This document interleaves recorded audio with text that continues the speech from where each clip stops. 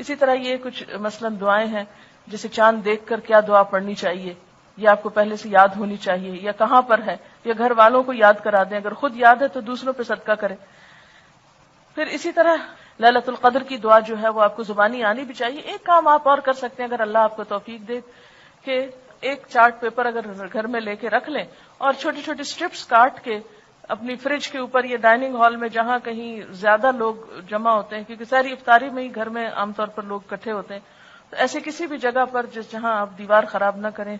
تو وہ کچھ بھی دعا اس طرح کی لکھ کے لگا دیں، تاکہ جب وہ بیٹھیں گھر والے، مثلا افطار کی دعائیں جو ہیں مسنون دعائیں ہیں، ذهب الظمأ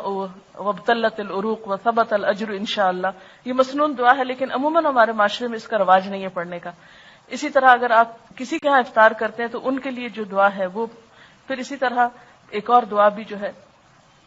افطار کی، لیکن سحری کی کوئی خاص دعا جو ہے کسی حدیث سے ثابت نہیں ہے اور نہ ہی کوئی مسنون ہے. وہ بسم اللہ سے شروع کر کے آپ کھانا کھانے کے اینڈ کی دعا جو ہے وہ پڑھ سکتے ہیں. پھر اسی طرح عید کے دن کی جو دعا ہے وہ آپ پڑھ سکتے ہیں، اللہم انا نسألک عیشۃ نقیۃ ومیتۃ سویۃ.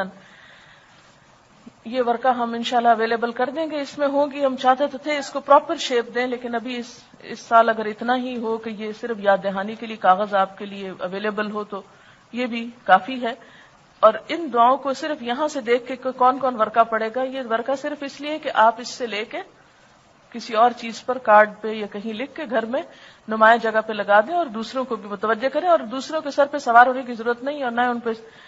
انہیں تاکید بار بار کرنے کی. بات یہ ہے کہ جب آپ خود سنجیدہ ہوں گے، جب آپ خود یکسوئی اور خشوع کے ساتھ دیکھ کے دعا مانگ رہے ہوں گے، پڑھ رہے ہوں گے، تو جو دیکھنے والے ہیں وہ دیکھ کے سبق لیتے ہیں.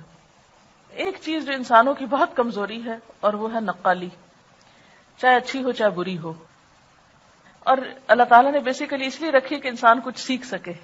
اگر آپ دیکھیں گے تو یہ کمزوری بچوں میں بھی بہت ہوتی ہے. خود نہیں کام کریں گے، اگر کوئی مثلا خود کھانا نہیں کھائیں گے تو دیکھیں گے کوئی کھا رہا ہے تو فوراً کھانے لگیں گے،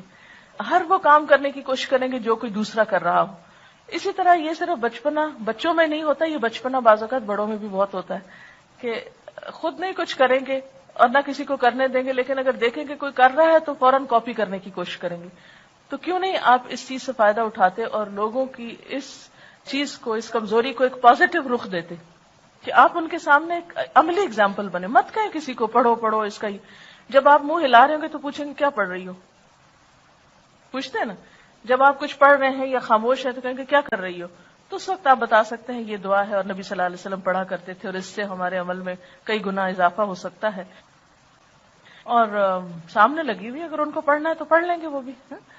جن پہ آپ کا بس چلتا ہو، جو آپ کی زیادہ سنتے ہو، جن کے ساتھ آپ بات کر کے زیادہ انجوائے کر سکتے ہو، ان کے ساتھ تو آپ خوب کیجئے. اور جو لوگ نہیں آپ کی سننا چاہتے ان کو مت سنائیے اور صرف اپنا عمل دکھاتے جائیے، انشاءاللہ تعالی وہ بھی کر لیں گے.